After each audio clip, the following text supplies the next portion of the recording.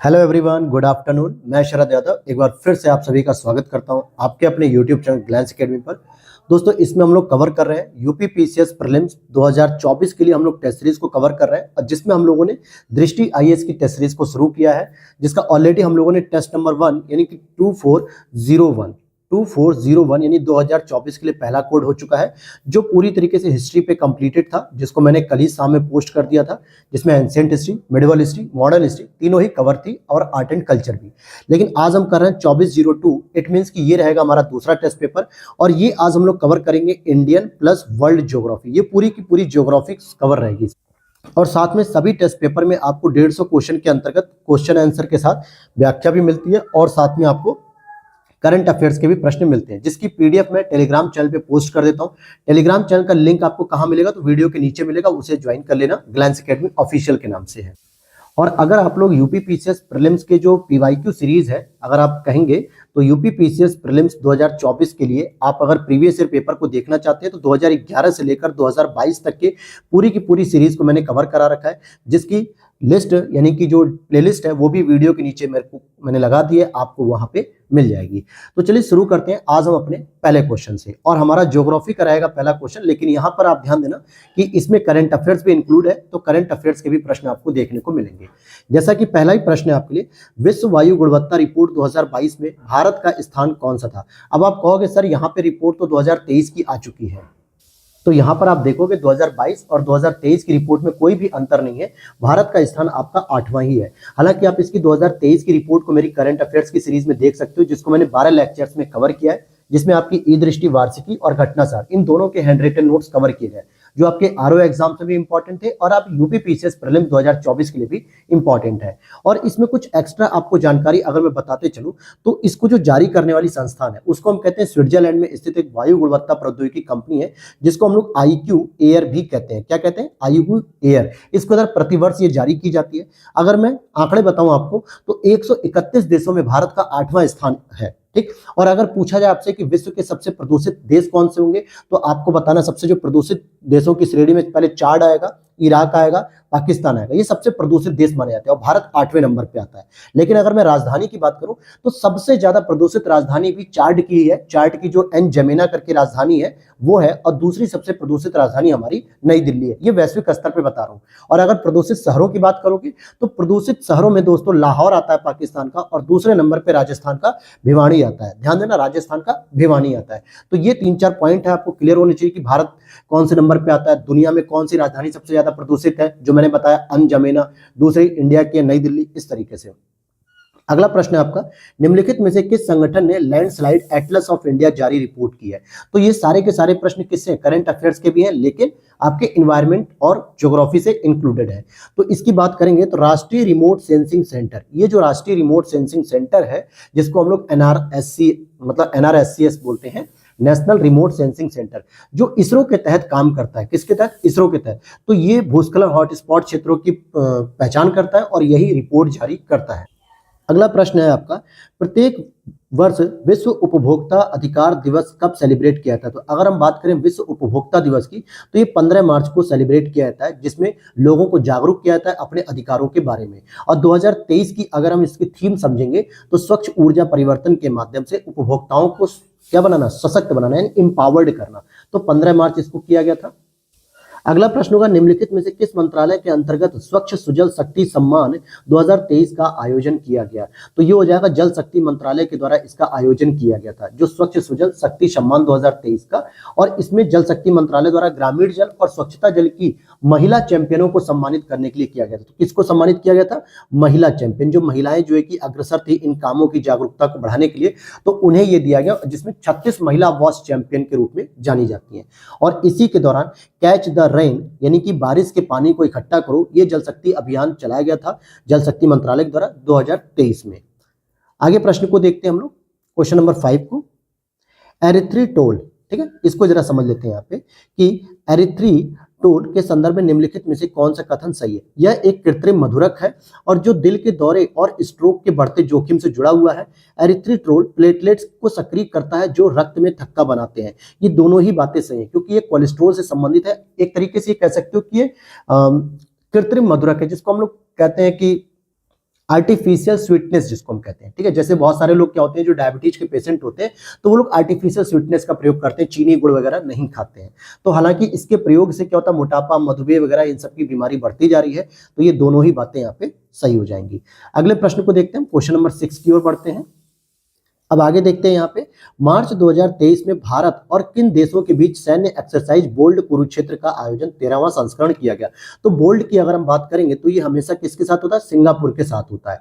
अगर मैं इसके बात करूं तो ये जोधपुर में हुआ था। कहां पे हुआ था, ये जोधपुर, अर्थात कि भारतीय सेना के द्वारा इसकी मेजबानी की गई थी। और इसका जो सबसे पहला जो संस्करण हुआ था वो आपके 2005 में हुआ था, क्योंकि अगर आप 23 में इस समय देख रहे हो तो 2005 में इसका पहला हुआ था। फिर आगे अगला प्रश्न है आपका कि कलक्कड़ मुंडनथुराई टाइगर रिजर्व निम्नलिखित में से किस राज्य में स्थित है। तो ये आपका तमिलनाडु में स्थित है। कहां पर स्थित है, तमिलनाडु में स्थित है। तो ध्यान रखना, कलक्कड़ जो है कि मुंडनथुराई। अगला प्रश्न है आपका, अट्टुकल या अट्टकुल पोंगल ये त्योहार किस राज्य में मनाया जाता है। तो इसके बारे में बात की जा रही है। तो आप इसे देखोगे कि ये जो पोंगल त्योहार के नाम से जाना जाता है ये केरल में मनाया जाता है, और ये तिरुवनंतपुरम में लगभग हर वर्ष जो है कि मनाया जाता है। और विश्व की सबसे बड़ी महिला समारोह में से एक जाना जाता है, क्योंकि इसमें लगभग माना जाता है कि 15 लाख महिलाएं शामिल होती हैं। कितनी महिलाएं शामिल होती हैं, 15 लाख। और विश्व का ऐसा ये पहला त्योहार होगा जिसमें महिलाएं इतनी बड़ी संख्या में शामिल होती हैं।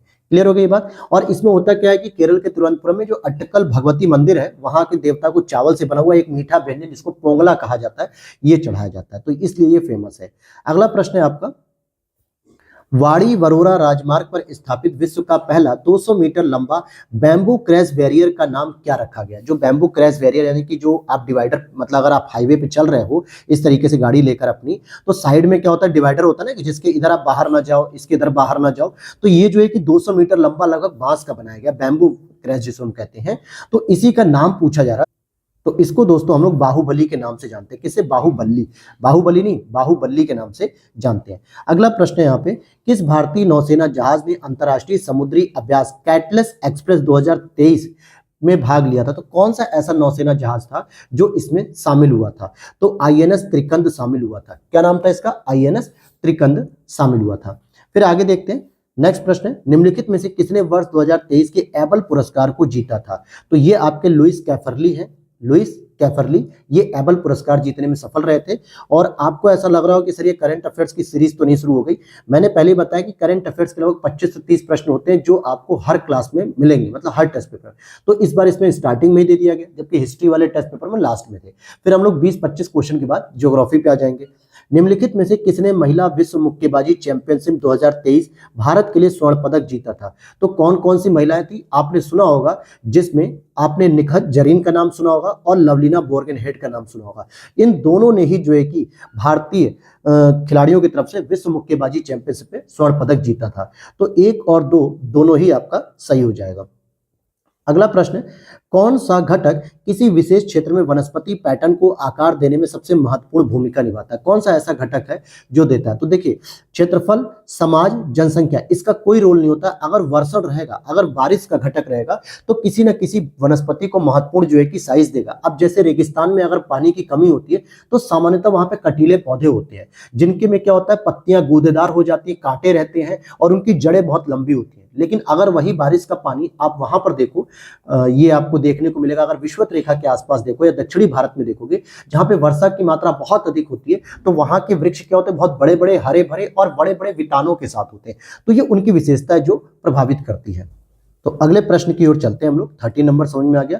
अगला प्रश्न है आपका, निम्नलिखित में से किसके द्वारा more than a billion reasons the urgent need to build universal social protection for children, इस शीर्षक से एक रिपोर्ट जारी की गई। ये किसके द्वारा जारी की गई है। तो आप देखोगे इसमें मुख्य रूप से ILO शामिल होता है और यूनिसेफ शामिल होता है। तो 1 और 3 दोनों ही आपके यहाँ पर सही हो जाएंगे। ठीक है, तो इंटरनेशनल लेबर ऑर्गेनाइजेशन और जो यूनिसेफ का जो बाल कोष है इसके द्वारा ये रिपोर्ट जारी की गई थी, जिसमें आपने ये देखा कि ये बच्चों से संबंधित शीर्षक रिपोर्ट होती है। अगला पॉइंट आता है आपका, अगला प्रश्न है women business and the law 2023 के संदर्भ में अगर हम बात करेंगे, women business and the law 2023 की रिपोर्ट में कहा गया कि भारत की जो स्थिति है वो निम्न मध्यम आय वर्ग वाले देश के अंतर्गत आता है। यानी यहाँ पर जो है कि आय तो है लेकिन वो निम्न मध्यम वर्ग की स्थिति में आते हैं। फिर आगे चलते हैं हम लोग अगले प्रश्न को कि अंतर्राष्ट्रीय महिला दिवस 2023 की थीम क्या है। तो पहले मैं आपको बता दूं कि अंतर्राष्ट्रीय महिला दिवस अगर पूछा जा रहा है तो ये सेलिब्रेट किया जाता है 18 मार्च को सेलिब्रेट किया जाता है। और इसकी जो थीम थी वो ये थी कि डिजिटल लैंगिक समानता के लिए नवाचार और प्रौद्योगिकी, अर्थात डी वाला ऑप्शन आपका बिल्कुल सही हो जाएगा। अगला प्रश्न है दोहा राजनीतिक घोषणा, ये किससे संबंधित है। दोहा राजनीतिक जो वार्ता होती है ये संबंधित है सबसे कम विकसित देशों की, क्योंकि ये अफ्रीकी देश के होते हैं, सबसे कम विकसित जो देश होते हैं जिसको हम लोग कहते हैं लीस्ट डेवलपिंग कंट्रीज। इस पर 5वां संयुक्त राष्ट्र सम्मेलन विश्व नेताओं द्वारा दोहा राजनीतिक घोषणा पत्र के रूप में अंगीकरण किया गया, जिसमें ये थीम रखी गई थी कि संभावना से समृद्धि तक। आगे चलते हैं अगले प्रश्न को देखें तो प्रोटॉन बीम थेरेपी पीबीटी का उपयोग निम्नलिखित में से किस बीमारी के इलाज के लिए किया जा रहा है। तो आपको इतना तो पता होना चाहिए कि चाहे वो अल्फा थेरेपी हो, चाहे गामा रेडिएशन थेरेपी हो, अल्ट्रावायलेट रेज थेरेपी हो, ये थेरेपी मुख्य रूप से कैंसर के लिए ही होती है। तो कैंसर के लिए प्रोटॉन बीम थेरेपी भी शुरू की गई है। इसका फायदा ये रहेगा कि पहले क्या होती थी, जो हम लोग गामा किरणों की थेरेपी करते थे उससे जिस एरिया में कैंसर रहता था वहां के आसपास की भी सेल जो है कि डैमेज हो जाती थी इससे, और वो ज्यादा खतरा पैदा करती थी। लेकिन अब क्या होगा, जो प्रोटॉन बीम थेरेपी है ये जो आसपास की जो स्वस्थ ऊतक होती है, हेल्दी जो टिश्यू होते हैं, सेल होते हैं, इनको समाप्त नहीं करेगी, इनको सुरक्षित रखेगी। केवल जो टारगेटेड वाली होगी ना बीच की, बस उसी पर जो है कि अपना रिएक्शन करेगी। अगले प्रश्न की बात करेंगे तो अमेजन वर्षा वन वन उन्मूलन का प्राथमिक कारक क्या है। यानी कि जो अमेजन वर्षा वन में जो कि आपके साउथ अमेरिका में पाया जाता है, ब्राजील वगैरह के क्षेत्र में पाया जाता है, कोलंबिया, ब्राजील, इक्वाडोर, पेरू वगैरह के क्षेत्र में, तो यहाँ पे जो अमेजन के वर्षा वन है इसमें वन उन्मूलन क्यों किया जा रहा है, या इसका जो प्राथमिक कारक क्या है। तो भाई वो होता है आपका कृषि का विस्तार, क्योंकि झूम खेती का आपने पैटर्न देखा होगा। झूम खेती में क्या होता है, जो झूम कृषि हम लोग पढ़ते हैं नॉर्थ ईस्ट एरिया में या और भी देशों के कई हिस्से में होता है, तो यहाँ पे जंगलों को काट के कृषि का विस्तार किया जाता है। और जब वो कृषि उर्वरा युक्त समाप्त हो जाती, बंजर हो जाती, तो फिर उस जगह को छोड़ के दूसरी जगह पे पेड़ों को काटा जाता है। इससे हालांकि जैव विविधता की हानि तो होती है, ठीक है, साथ ही साथ ग्रीन हाउस गैसों का उत्सर्जन भी बढ़ जाता है, क्योंकि जो कार्बन डाइऑक्साइड का अवशोषण पेड़ों के द्वारा किया जा सकता था, लेकिन अब जब पेड़ ही नहीं है तो अवशोषण कहां से होगा, तो ग्लोबल वार्मिंग भी बढ़ेगी। तो कृषि विस्तार के लिए अमेजन वर्षा वन काटे जा रहा है। और अमेजन ही नहीं, कोई भी वर्षा वन का अगर वन उन्मूलन किया जा रहा है तो कृषि विस्तार पहला ऑप्शन होना चाहिए।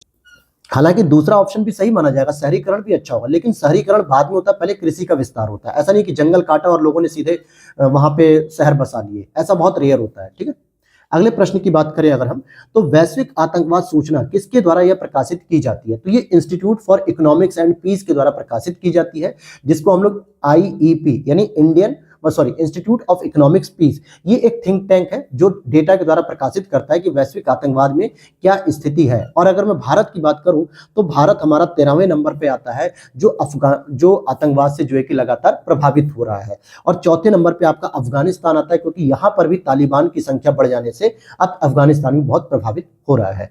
अगला प्रश्न है, निम्नलिखित में से किस राज्य ने इंडिया जस्टिस रिपोर्ट 2022 में शीर्ष रैंक हासिल की थी। तो आईजेआर की अगर मैं बात करूं तो यहाँ पे कर्नाटक हो जाएगा। कौन हो जाएगा, कर्नाटक हो जाएगा। और तमिलनाडु को इसमें सेकंड रैंकिंग मिली थी और थर्ड रैंकिंग हमारे यूपी को दी गई थी इंडिया जस्टिस रिपोर्ट 2022 में। अगला प्रश्न है आपका, निम्नलिखित में से किस अंतरिक्ष एजेंसी ने टेम्पो मिशन लॉन्च किया है। तो समझना होगा कि टेम्पो मिशन है किसके लिए और किसने इसे लॉन्च किया। तो देखिए ये तो आपने क्लियर कर दिया कि नासा ने लॉन्च किया था, जो अंतरिक्ष से उत्तरी अमेरिका में वायु प्रदूषण का पता लगा सकता है। तो ये किसके लिए संबंधित है, यानी ये किसी दूसरे ग्रह के लिए नहीं है, बल्कि ये पृथ्वी के लिए ही है, और स्पेशली उत्तरी अमेरिका के लिए, नॉर्थ अमेरिका के लिए, जिसमें आपका कनाडा और अमेरिका आता है, यूएसए। तो इसमें जो वायु प्रदूषण वगैरह कितना बढ़ रहा है कितना नहीं, उसके लिए। तो इसकी फुल फॉर्म भी अगर मैं आपको बताना चाहूं तो टेम्पो की अगर आप फुल फॉर्म नोट करना चाहें तो tropospheric emission monitoring of pollution. ठीक है, तो पॉल्यूशन से ही आप समझ जाओगे। अगला पॉइंट है यहाँ पे, अप्रैल 2023 में निम्नलिखित में से किसे मिनी रत्न श्रेणी 1 केंद्रीय सार्वजनिक क्षेत्र उद्यम के रूप में मान्यता दी गई है। तो भाई केंद्रीय श्रेणी में जो है कि दो स्तर पे होता है ना, मिनी रत्न श्रेणी 1 और सेकंड। तो जो फर्स्ट वाले में अभी सेकी को दिया गया SECI, तो SECI मतलब solar energy corporation of India limited को ये श्रेणी दे दी गई है।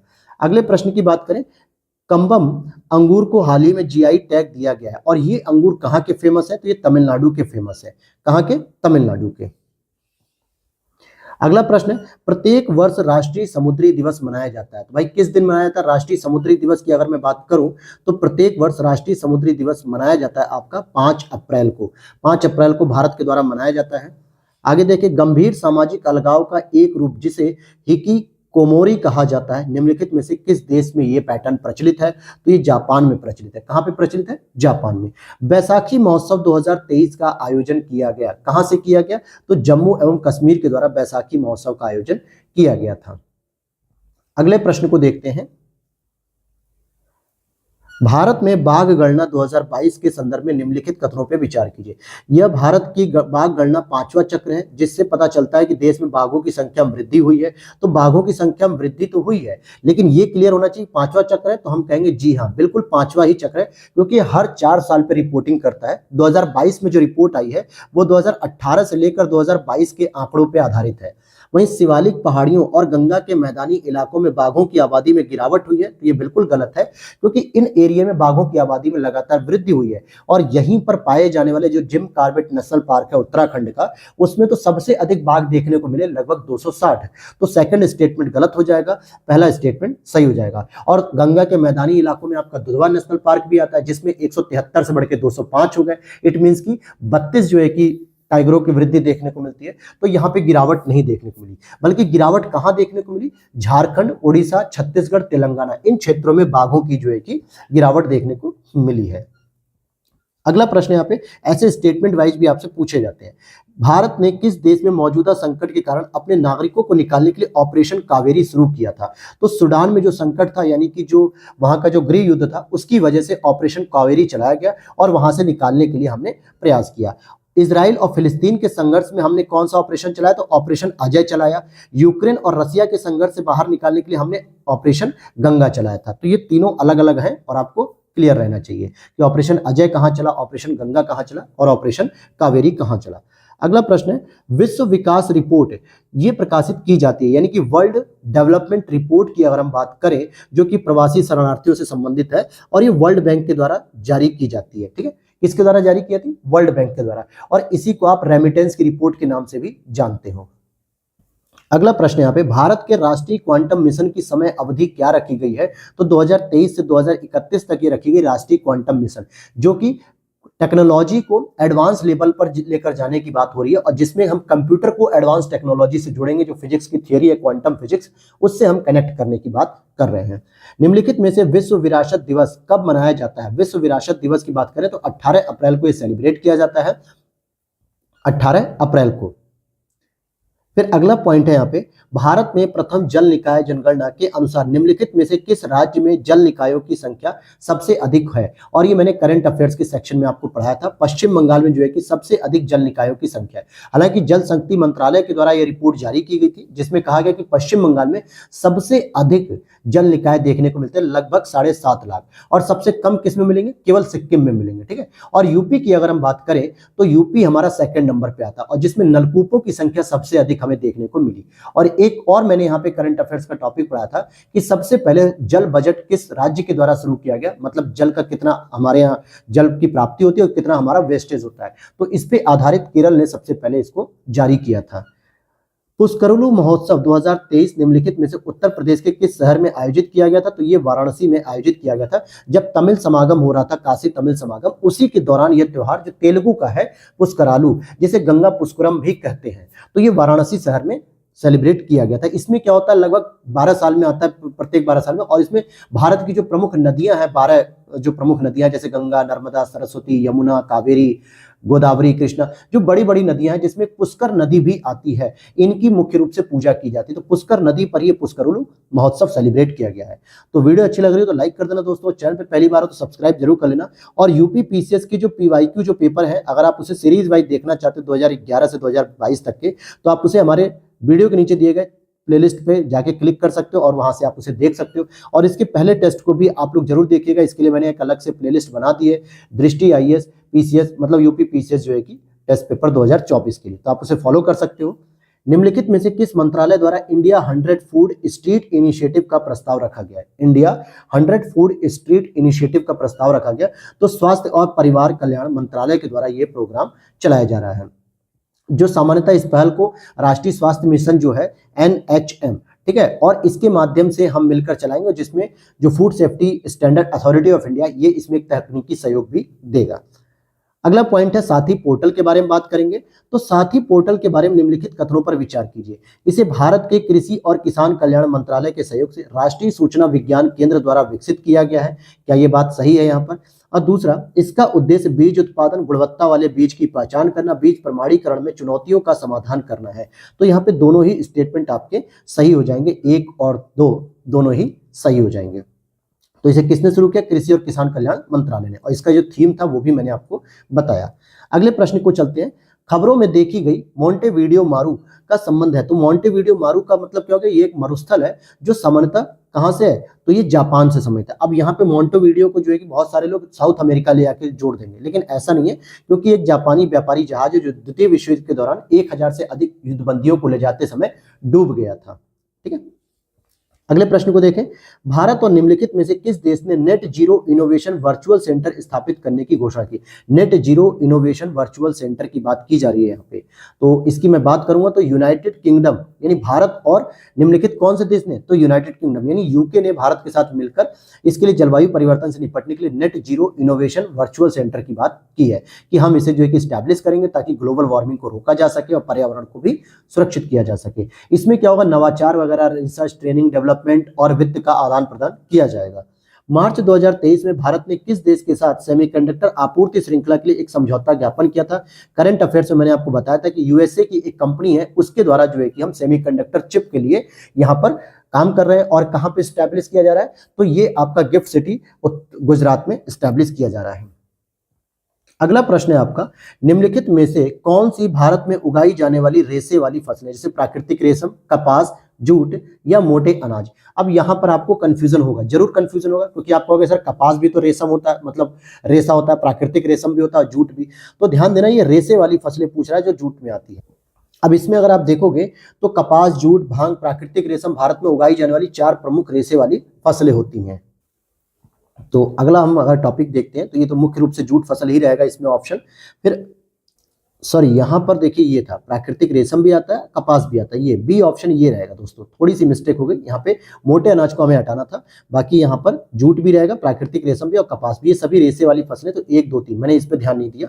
आगे देखते हैं, निम्नलिखित में से किस दिवस को राष्ट्रीय पंचायती राज दिवस मनाया जाता है? क्योंकि जब 24 अप्रैल 1973 से इसे लागू कर दिया गया पंचायती राज दिवस को, तो उसी समय से 24 अप्रैल से ही हम लोग क्या करते हैं?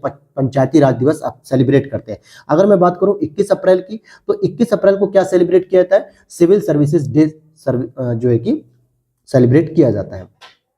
अगले पॉइंट की ओर चलते हैं। अगला प्रश्न हमारा 42 नंबर पे क्या पूछा जा रहा है? विश्व जनसंख्या स्थिति रिपोर्ट 2023 के बारे में कौन सा कथन सही है? यह संयुक्त राष्ट्र जनसंख्या कोष द्वारा द्विवार्षिक रूप से प्रकाशित होता है। क्या ये 2 साल में प्रकाशित होता है? तो मैं कहूंगा बिल्कुल। क्या ये बात सही है कि गलत है? फिर इसमें कहा गया है कि भारत वर्ष 2025 तक चीन को पछाड़कर दुनिया का सबसे अधिक आबादी वाला देश बन जाएगा। ये तो गलत हो गया ना स्टेटमेंट, क्योंकि भारत तो अभी 2023 में ही जो है कि घोषित कर दिया गया कि दुनिया का सबसे अधिक आबादी वाला देश हो चुका है। तो हम 2025 तक का वेट क्या करना है? ये तो हमारा जुलाई 2023 में ही हमारी जनसंख्या चलेगी। तो दूसरा स्टेटमेंट गलत है। और पहला इसलिए गलत है क्योंकि ये द्विवार्षिक नहीं बल्कि प्रतिवर्ष प्रकाशित की जाती है। संयुक्त राष्ट्र जनसंख्या कोष के द्वारा प्रकाशित की जाती है, ये तो सही है, लेकिन ये प्रतिवर्ष प्रकाशित की जाती है, न कि 2 वर्ष। तो न तो 1 सही है और न ही 2 सही है। तो ऐसे छोटे छोटे शब्दों से प्रश्न आपके गलत कराए जाते हैं। फिर आते हैं अगले प्रश्न की ओर। देखें, निम्नलिखित में से कौन सी भूकंप तरंगें ठोस, तरल और गैसीय पदार्थों से होकर गुजरती हैं? तो इसमें होती है केवल पी तरंगे। अगर मैं एस तरंगों की बात करूं तो ये केवल और केवल किससे होकर गुजरती हैं? जो केवल ठोस पदार्थों के माध्यम से ही चलती हैं, और इसलिए इनको सेकेंडरी वेव्स भी कहते हैं। ये तरल अवस्था में जाते ही जो है कि रुक जाती है, यानी गतिहीन हो जाती है। लेकिन पी तरंगे जो होती है वो ठोस, द्रव, ठोस, तरल और गैस तीनों अवस्था में चलती हैं। अगला प्रश्न है आपका, ज्वालामुखी भू आकृतियों में एक बड़े गुंबद के आकार की अंतर्वेदी चट्टान जिसका आधार तो समतल होता है, यानी कुछ इस तरीके से होता है, और नीचे से एक पाइप जैसी नली से जुड़ा होता है जो अधिक गहराई पर स्थित होता है, जिसे हम क्या कहते हैं? तो ये पूछा जा रहा है लैकोलिथ के बारे में। ठीक है, लैकोलिथ के बारे में बात करेंगे हम यहाँ पे। और अगर डाइक की बात करें तो ये जो लावा दरारों के माध्यम से अपना रास्ता बनाता है और भूमि में दरारें विकसित होती चली जाती हैं, तो एक पाइप की तरह खड़ा हो जाता है, जिसको हम डाइक कहते हैं। अगला प्रश्न है आपका 45 नंबर पे कि विवर्तनिकी प्लेटों के बारे में निम्नलिखित कथनों पर विचार कीजिए। अपसारी सीमाएं समुद्र तल के फैलाव और दरार घाटियों का स्थल है। अपसारी सीमा जो समुद्र तल है दूसरा स्टेटमेंट पूछ रहा है कैलिफोर्निया में सैन एंड्रियास फॉल्ट एक अभिसारित परिसीमा का उदाहरण है। तो अब आप देखोगे कि पहला तो सही है लेकिन दूसरा नहीं सही है। क्यों मैंने ऐसा कहा?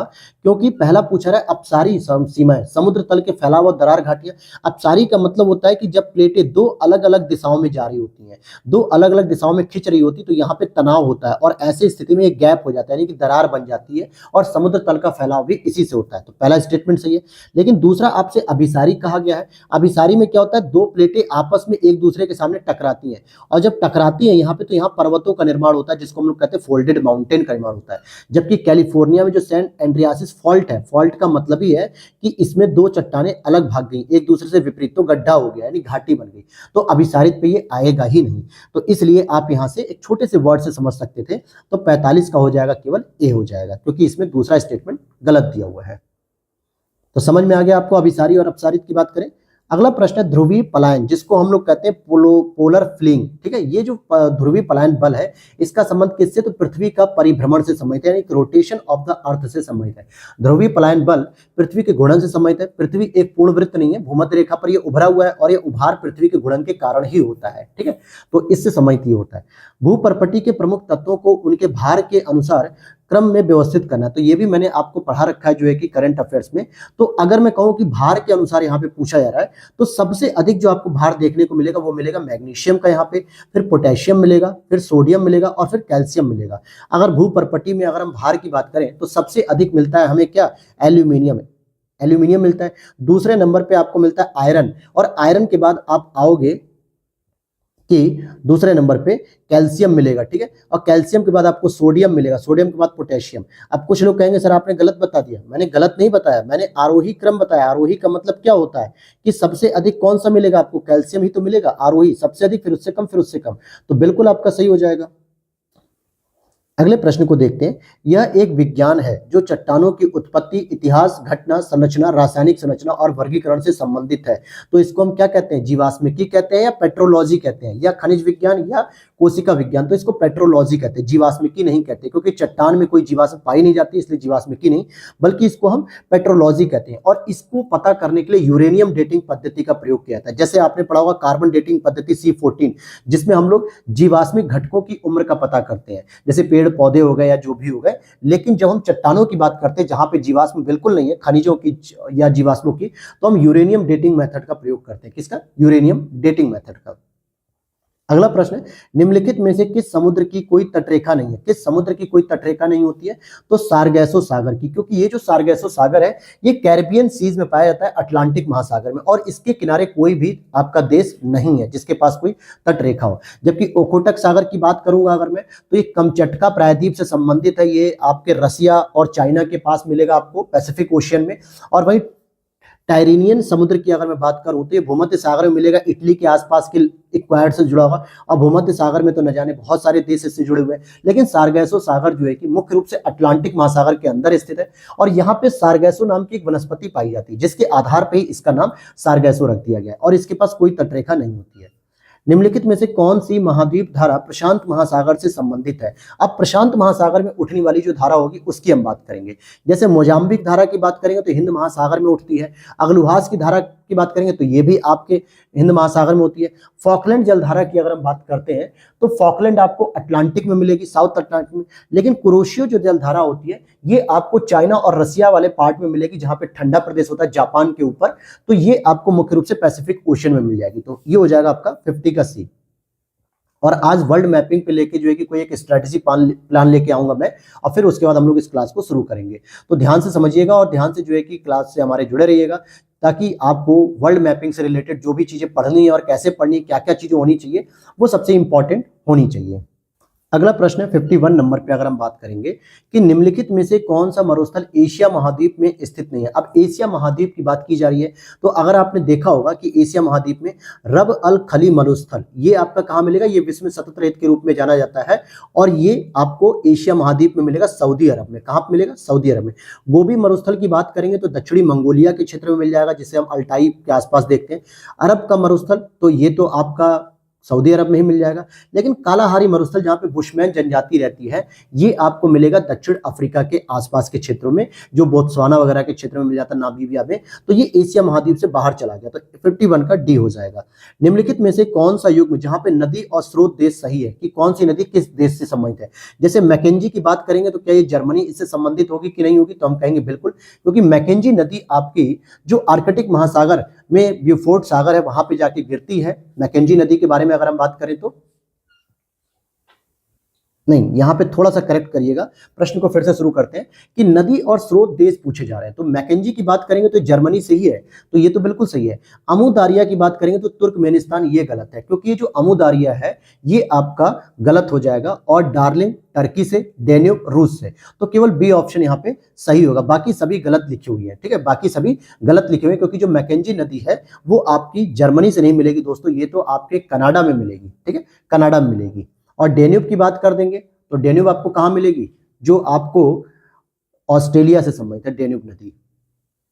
अगला प्रश्न है यहाँ पे कि यह एक गर्म शुष्क स्थानीय हवा है जो मुख्य रूप से सर्दियों में उत्तरी अमेरिका में रॉकी पर्वत के पूर्वी ढलानों से उतरती है, और इसे यह भी कहा जाता है। तो ध्यान देना, रॉकी पर्वत की बात कर रहा है, इट मींस कि नॉर्थ अमेरिका की बात कर रहा है। और ये गर्म और शुष्क स्थानीय हवा है जो सर्दियों के मौसम में चलती है। तो कौन सी होती है, चिनुक, उसे हम कहते हैं चिनुक हवा। और अगर मैं बात करूं बोरा हवा की, तो ये एड्रियाटिक सागर के आसपास चलती है, मुख्य रूप से इटली के क्षेत्र में। कहां चलती है, इटली के क्षेत्र में चलती है। अगर मैं ब्रिक फिल्डर की बात करूं तो ये दक्षिणी ऑस्ट्रेलिया में हवा चलती है, ये भी गर्म हवा है। लेवेचे की बात करें तो ये स्पेन में चलती है गर्म हवा के रूप में। और चिनुक कहां पे चलती है, यूएसए में चलती है गर्म हवा के रूप में। अगला प्रश्न है आपका, हिमानी भू आकृतियों के बारे में निम्नलिखित में से कौन सा कथन सही है। हिमानी भू आकृतियों के बारे में, जो हिमानी के द्वारा जो भू आकृतियां बनती है उसके बारे में पूछा जा रहा है कि हिमाच्छादित पहाड़ों में सर्क सबसे आम भू आकृतियां हैं, और सर्क दीवारों के शीर्ष अपर्दन के माध्यम से हॉर्न का निर्माण होता है, बिल्कुल सही है।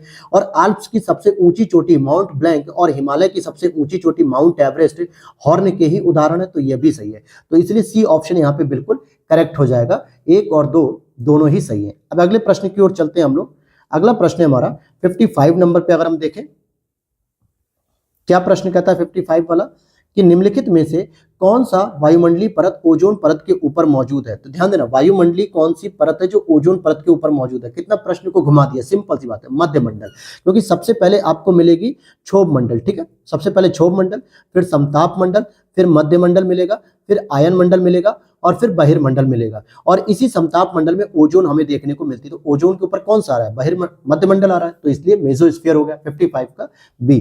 अगला प्रश्न है, निम्नलिखित में से कौन सा दक्षिण पूर्व एशिया में एक स्थल रुद्ध देश है, यानी लैंडलॉक। तो ये लाओस है हमारा, ये वर्ल्ड ज्योग्राफी के शॉर्ट नोट्स में मैंने पढ़ा रखा है, लाओस जो है कि इसमें आता है।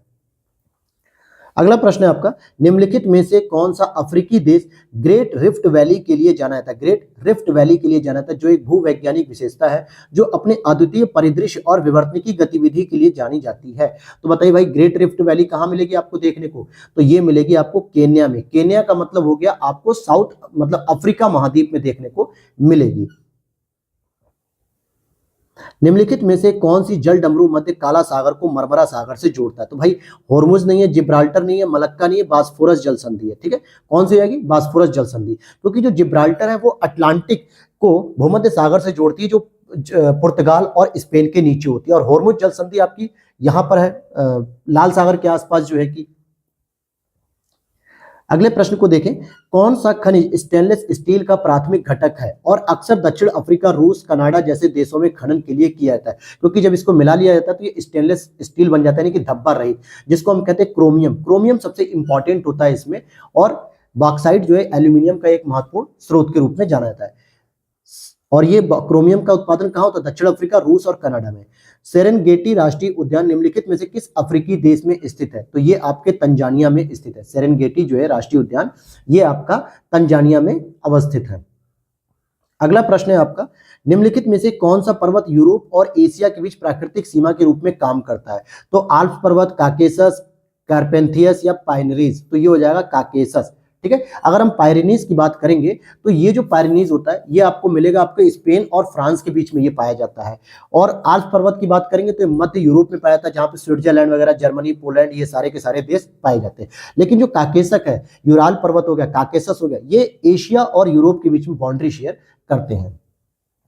अगला प्रश्न है, वह पर्वत 62 प्रश्न, वह पर्वत जो अफ्रीका की उत्तरी तटरेखा को सहारा रेगिस्तान से अलग करता है, ऐसा कौन सा पर्वत है जो अफ्रीका की उत्तरी जो तटरेखा है नॉर्थ वाली उसे सहारा रेगिस्तान से अलग करती है? तो एटलस पर्वत हो जाता है। कौन सा? एटलस पर्वत। और एटलस पर्वत कहाँ मिलेगी? मोरक्को और वेस्टर्न सहारा में मिल जाएगी, अल्जीरिया में मिल जाएगी, ये 4-5 देश है, ट्यूनीशिया वगैरह, जहां पर आपको एटलस का विस्तार देखने को मिलता है। और ये पश्चिमी सहारा से पूरा अलग कर देता है अफ्रीका के इन क्षेत्रों को। कौन सी प्राइमेट प्रजाति मेडागास्कर की स्थानिक है और अपनी विशिष्ट बड़ी आंखों रात के व्यवहार के लिए जानी जाती है? तो ये हो जाएगा आपका लेमुर। क्या होगा? लेमुर। ये स्थानीय और करंट अफेयर्स का प्रश्न है। फिर आगे देखते हैं अगले प्रश्न को 64 नंबर पे। निम्नलिखित में से कौन सा युग्म उष्ण कटिबंधीय चक्रवात का क्षेत्र का नाम है? यानी कि चक्रवात कैसे उष्ण कटिबंधीय, अर्थात 30 डिग्री नॉर्थ से लेके 30 डिग्री साउथ के बीच में ही ये होगा। तो ऐसी लोकेशन हमें ट्रैक करनी है कि जहां पे चक्रवात आते हैं। जैसे हरिकेन की बात करें तो पश्चिमी प्रशांत और दक्षिणी चीन सागर की तरफ है। विली विलीज की बात करेंगे तो पश्चिमी ऑस्ट्रेलिया की हो गई। टाइफून की बात करेंगे तो हिंद महासागर, और चक्रवात की बात करेंगे तो अटलांटिक। देखिए सारे के सारे मिले हुए तो सही है, लेकिन आपको देखना जो है सही आंसर वो क्या हो जाएगा? तो विली विलीज हो जाएगा। ठीक है, विली विली ये आपके पश्चिमी ऑस्ट्रेलिया में एक उष्ण कटिबंधीय चक्रवात के रूप में जाना जाता है। हालांकि टाइफून हिंद महासागर में नहीं आता है। क्या निम्नलिखित में से या निम्नलिखित युग्म झीलों और महाद्वीपों में से कौन सा सही है? तो आप देखोगे बैकाल झील की बात करें तो क्या ये ऑस्ट्रेलिया में? नहीं, ये रसिया में होती है और विश्व की सबसे गहरी झील मानी जाती है। लेक आयर की बात कर रहा हूं मैं यहाँ पे, क्वेश्चन को ध्यान से समझ लेना। पहले लेक आयर की बात कर रहा हूं तो ये लेक आयर उत्तरी अमेरिका में नहीं है। सुपीरियर झील आपके एशिया में नहीं बल्कि उत्तरी अमेरिका में ग्रेट लेक्स का हिस्सा है। हाँ, टिटिकाका झील दक्षिण अमेरिका में है, क्योंकि ये मतलब कि बोलीविया और पेरू की जो है कि सीमा पर है, और ये सबसे ऊंची नौगम्य झील है। तो 65 का डी हो जाएगा। अगले प्रश्न को देखते हैं। सोलोमन द्वीप निम्नलिखित में से किस क्षेत्र में स्थित है? सोलोमन द्वीप उत्तरी पूर्वी प्रशांत महासागर गलत, दक्षिणी पश्चिमी प्रशांत महासागर ये बिल्कुल सही है। सोलोमन द्वीप आपको कहां देखने को मिलेगा? दक्षिणी पश्चिमी प्रशांत महासागर में देखने को मिलेगा। माउंट एसो ज्वालामुखी किस देश से संबंधित है? जो ज्वालामुखी पर्वत है माउंट एसो, ये किस देश से संबंधित है? तो ये आपका जापान से संबंधित है। अगला प्रश्न है आपका पोठवार पठार। ठीक है, पोठवार पठार निम्नलिखित में से किस देश से संबंधित है? ये आपका हो जाएगा लाओस से संबंधित है, जो कि एक लाओस नहीं, पाकिस्तान से संबंधित है पोठवार पठार। सियरा नेवादा रेंज एक उदाहरण है किसका? ब्लॉक पर्वत का ये उदाहरण है। और ये जो सियरा नेवादा है ये आपके यूएसए के वेस्टर्न एरिया में होती है, यानी कि पश्चिमी तट पर देखने को मिलती है सियरा नेवादा रेंज, अर्थात कि रॉकी पर्वत के भी पश्चिम में देखने को मिलेगी। मेकांग नदी कहाँ किस सागर में गिरती है? तो मेकांग नदी भाई साउथ चाइना सी में गिरती है, वियतनाम के छोर से निकल के। हालांकि ये पूरे के पूरे 5-6 देशों से होकर आती है। और कहाँ से निकलती है? चाइना से निकलती है। चाइना से निकलते हुए ये आपके लाओस हो गया, थाईलैंड हो गया, म्यांमार हो गया और आपका वियतनाम हो गया, इन सभी देशों में जो है कि ये गिरती है। अगला ग्रैंड कैनियन, जो गहरी घाटी है, दुनिया का सबसे गहरा पॉइंट है ग्रैंड कैनियन, ये किसका उदाहरण मिलेगा? तो ये आपको अवनलिका अपरदन का उदाहरण देखने को मिलेगा। किसका उदाहरण होगा? अवनलिका अपरदन का। अगला प्रश्न है आपका 72 नंबर पे देखें तो क्या कह रहा है यहाँ पे? कथन और कारण की बात कर रहा है। उपोष्ण कटिबंधीय जलवायु पूरे उत्तरी यूरेशिया में 50 से 70 डिग्री अक्षांशों में पाई जाती है। पहले तो देखिए रेडिकल वर्ड है, पूरे उत्तरी और उपोष्ण की बात की जा रही है। उपोष्ण कटिबंधीय जलवायु केवल उत्तरी गोलार्ध में पाई जाती है, क्योंकि दक्षिणी गोलार्ध में समान अक्षांश पर कोई भूभाग है ही नहीं। तो यहाँ पे दोनों ही स्टेटमेंट सही है और दोनों एक दूसरे की व्याख्या भी कर रहे हैं। क्योंकि देखिए जब जलवायु की बात आती है तो आपका वहां पे स्थल खंड भी होना चाहिए जो जलमंडल से प्रभावित होगा, और जलमंडल स्थल खंड से प्रभावित होगा। लेकिन आप देखोगे जो सबसे दक्षिणी बिंदु है आपका साउथ अमेरिका का, ये भी आपको 33 या 40 डिग्री के आसपास मिल जाएगा, लेकिन 50 से 60-70 में कोई भी स्थलखंड नहीं मिलेगा। तो वहां पे किसी प्रकार की जलवायु का निर्माण नहीं हो पाता है, इसलिए दोनों ही बातें यहाँ पे सही है। अगले प्रश्न की ओर चलें, 73 नंबर पे आते हैं कि निम्नलिखित में से कौन सा पर्यावरण का अजैविक घटक नहीं है, अजैविक घटक नहीं है? तो देखिए स्थलाकृति भी है, गुरुत्वाकर्षण, परजीवी और ऊर्जा। अब यहाँ पे देखिए परजीवी कहीं ना कहीं जैविक घटक है, ये किसी पर आश्रित रहता है अपने जीवन को बनाए रखने के लिए। तो इसीलिए जैसे हरित पौधे हो गए, डिकम्पोजर हो गए, परजीवी, सहजीवी, जानवर, मनुष्य, ये सभी जैविक घटक में आते हैं। तो ये अजैविक घटक नहीं होता है, तो डी ऑप्शन हो जाएगा। निम्नलिखित में से कौन सा पारिस्थितिक संगठन का सही क्रम है? तो पारिस्थितिक संगठन की अगर हम बात करें तो सबसे पहले आपको क्या देखने को मिलेगा? सबसे पहले किसी क्षेत्र में थोड़ी सी जनसंख्या होगी, फिर वो जनसंख्या मिलकर आपस में एक समुदाय बनाएगी, और वो सारा समुदाय एक इकोसिस्टम बनाएगा और इकोसिस्टम के कई सारे ग्रुप्स बायोम बनाते हैं और बायोम का पूरा एक ग्रुप बनाता है जीवमंडल। तो इसलिए 74 का सी ऑप्शन इज करेक्ट हो जाएगा। अगला प्रश्न है, वह जैविक अंतःक्रिया जिसमें एक प्रजाति को हानि पहुंचती है और दूसरी प्रजाति अप्रभावित रहती है, यानी एक को तो नुकसान हो रहा है लेकिन दूसरे को कोई फर्क नहीं पड़ रहा, तो इसको हम लोग कहते हैं कमेंसलिज्म। नहीं, कमेंसलिज्म नहीं कहते, अमेंसलिज्म कहते हैं। ये रहा अमेंसलिज्म, अंतर जाति परजीविता। सबभोजिता की बात करें, कमेंसलिज्म में क्या होता है कि एक प्रजाति को लाभ होता है लेकिन दूसरी प्रजाति अप्रभावित होती रहती है। जैसे गाय का गोबर, तो गोबड़ैला को भोजन और आश्रय प्रदान करते हैं और गोबड़ैला का गाय पर कोई प्रभाव नहीं होता, एक जीव होते हैं। जबकि अंतर परजीविता में क्या होती है, एक प्रजाति को नुकसान होता है और दूसरी उससे कोई प्रभावित ही नहीं होती है। जैसे कि एक बड़ा पेड़ क्या करता है, छोटे पेड़ को छाया देता है, जिससे छोटे पेड़ का विकास रुक जाता है और छोटे पौधे जो होता है वो बड़े पेड़ पर कोई प्रभाव नहीं पड़ता उसकी वजह से। तो ये हो गया आपका अंतर परजीविता। अगला प्रश्न है आपका 76 नंबर पे देखते हैं। तो इसमें कह रहा है पारिस्थितिकी अनुक्रमण यानी कि बायोटिक सक्सेशन जिसको हम लोग कहते हैं या इकोलॉजिकल सक्सेशन के संदर्भ में कौन सा कथन सही है। किसी क्षेत्र में उपनिवेश स्थापित करने वाले पहले पौधे को अग्रणी समुदाय कहा जाता है, यानी कि पायोनियर कम्युनिटी कहा जाता है, और अनुक्रमण के अंतिम चरण को चरम समुदाय भी कहा जाता है। तो बिल्कुल दोनों ही बातें सही होती हैं। और इस पूरी एक्टिविटी में जो पार्ट लेता है, जो कवक मतलब जो घटक पार्ट लेता है उसको हम सीरी कहते हैं। क्या कहते हैं? सीरी। अगला प्रश्न है आपका, निम्नलिखित में से कौन सा कथन सही नहीं है। तो यहाँ पे सही नहीं पूछा जा रहा है। आर्द्र सदाबहार वन पश्चिमी घाट, निकोबार और अंडमान द्वीप समूह में पाए जाते हैं। तो मैं कहूंगा बिल्कुल सही बात है। वेलांचली पौधों की जड़ें नरम ऊतकों से बनी होती ताकि पौधा जल में श्वास ले सके, क्योंकि तटीय क्षेत्र में पाई जाती, यह भी सही है। देवदार की जंगल शिवालिक पहाड़ियों, पश्चिमी और मध्य हिमालय की खड़ी शुष्क ढलानों पर पाए थे, यह भी सही है।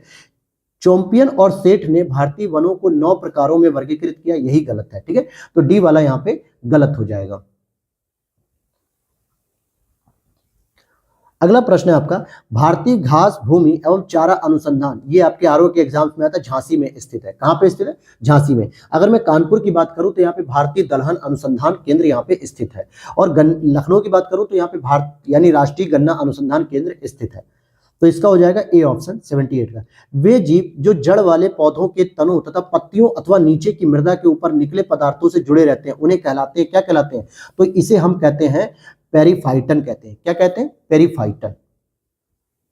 और यहाँ पे दो अलग अलग जीव होते हैं, जैसे नेस्टन होता है और नेक्टन होता है। तो दोनों को समझिएगा। जो नेक्टन होते हैं दोस्तों, ये जीव तैर सकते हैं, वे इस श्रेणी में आते हैं, जैसे मछली वगैरह होती हैं, नेक्टन श्रेणी में आते हैं। लेकिन नेस्टन क्या होते हैं? जो अनासक्त जीव होते हैं, जो वायु और जल के अंतरापृष्ठ पे पड़े रहते हैं और तैरते हुए पौधे होते हैं जैसे एक तरीके। तो ये नेस्टन तो प्लांट हो गया, नेक्टन मछली हो गई। अगला पॉइंट है, निम्नलिखित में से किसे सर्वाधिक उत्पादक पारिस्थितिकी तंत्र माना जाता है? ज्वार नदमुख, रेगिस्तान, घास के मैदान या फिर पर्वत? तो सही हो जाएगा एस्चुरी, ज्वार नदमुख, क्योंकि ये एक तरीके से दलदली भूमि का काम करते हैं, अर्थात हम कह सकते हैं इसको आर्द्र भूमि के रूप में डेवलप होती है और आर्द्र भूमि सबसे अधिक प्रोडक्टिव मानी जाती है। अगला प्रश्न है यहाँ पे, स्वच्छ गंगा निधि क्लीन गंगा फंड के संदर्भ में कौन सा कथन सही है? तो इसके बारे में हम बात करेंगे कि इसकी स्थापना भारतीय ट्रस्ट अधिनियम 1882 के अंतर्गत एक ट्रस्ट के रूप में की गई थी। तो जी नहीं, इसकी अगर हम बात करेंगे, बल्कि इसकी स्थापना एक कंपनी के अंतर्गत की गई थी। भारतीय ट्रस्ट अधिनियम तो सही है 1882, लेकिन इसके साथ साथ ये कंपनी अधिनियम 2013 के अंतर्गत एस्टैब्लिश की गई थी, इसलिए इसको कंपनी का दर्जा दिया गया, न कि ट्रस्ट का। तो पहला स्टेटमेंट गलत। इसका संचालन प्रधानमंत्री की अध्यक्षता वाले ट्रस्ट द्वारा बैंक खाते के माध्यम से किया जाता है, ये तो सही है। यहाँ पे यह निवासी भारतीयों और अनिवासी एनआरआई एवं भारतीय मूल के व्यक्तियों पीआईयू को गंगा नदी के संरक्षण में योगदान करने की अनुमति देता है क्या? तो ये भी स्टेटमेंट आपका गलत हो जाएगा। आगे देखते हैं, फ्लाई ऐश के बारे में बात करेंगे। तो फ्लाई ऐश क्या कहता है भाई? क्या होता है ये फ्लाई ऐश? जरा इसे समझते हैं कि फ्लाई ऐश के कण ऑक्साइड युक्त होते हैं और इनमें मुख्य रूप से सिलिका, एल्यूमिनियम, आयरन ऑक्साइड और कैल्शियम भी पाए जाते हैं। तो मैं कहूंगा बिल्कुल। और इससे फसल की पैदावार कम हो सकती है और यह भूमि की जल धारण क्षमता को भी कम कर देती है। अब आपको लगेगा कि सर बात तो सही है, क्योंकि ये तो नकारात्मक प्रभाव डालती है, लेकिन मैं ये कहता हूं कि फ्लाई ऐश का अगर आप उपयोग करोगे तो बंजर भूमि के पुनः ग्रहण में किया जाता है और फ्लाई ऐश से फसल की उपज में वृद्धि हो सकती है, घटती नहीं है बल्कि वृद्धि हो सकती है।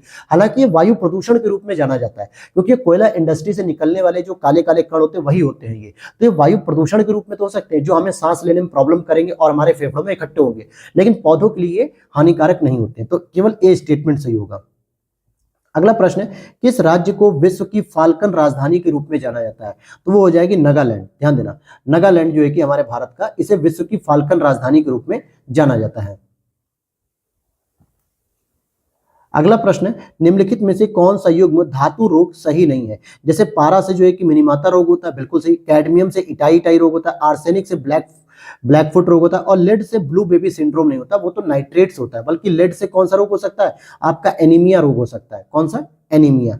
अगला प्रश्न है, निम्नलिखित में से कौन सी प्रक्रिया क्षेत्र को कीटाणु रहित करने के लिए कवक का उपयोग करती है? यानी कि किस प्रक्रिया में हम किसी भी क्षेत्र को अगर साफ करना चाह रहे हैं तो उसमें कवक का प्रयोग करेंगे, तो वो हो जाएगा आपका बायो रेमेडिएशन। क्या हो जाएगा? Bio remediation.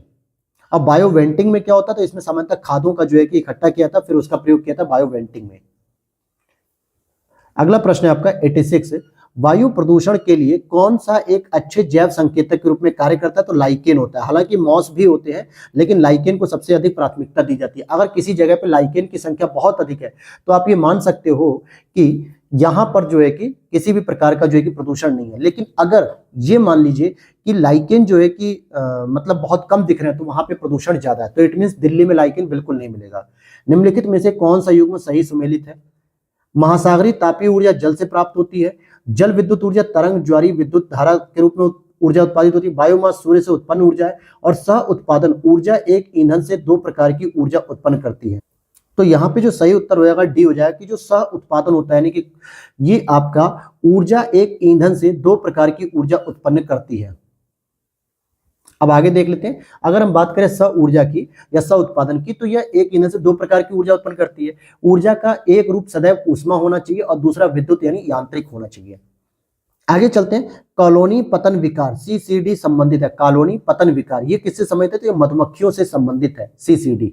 यह एक नया टैग नाम है इनके लिए, कॉलोनी पतन विकार, जो वर्तमान में एक ऐसी स्थिति को दिया जा रहा है जो मधुमक्खी कॉलोनी की वयस्क आबादी की अस्पष्टीकरण तीव्र हानि की विशेषता है।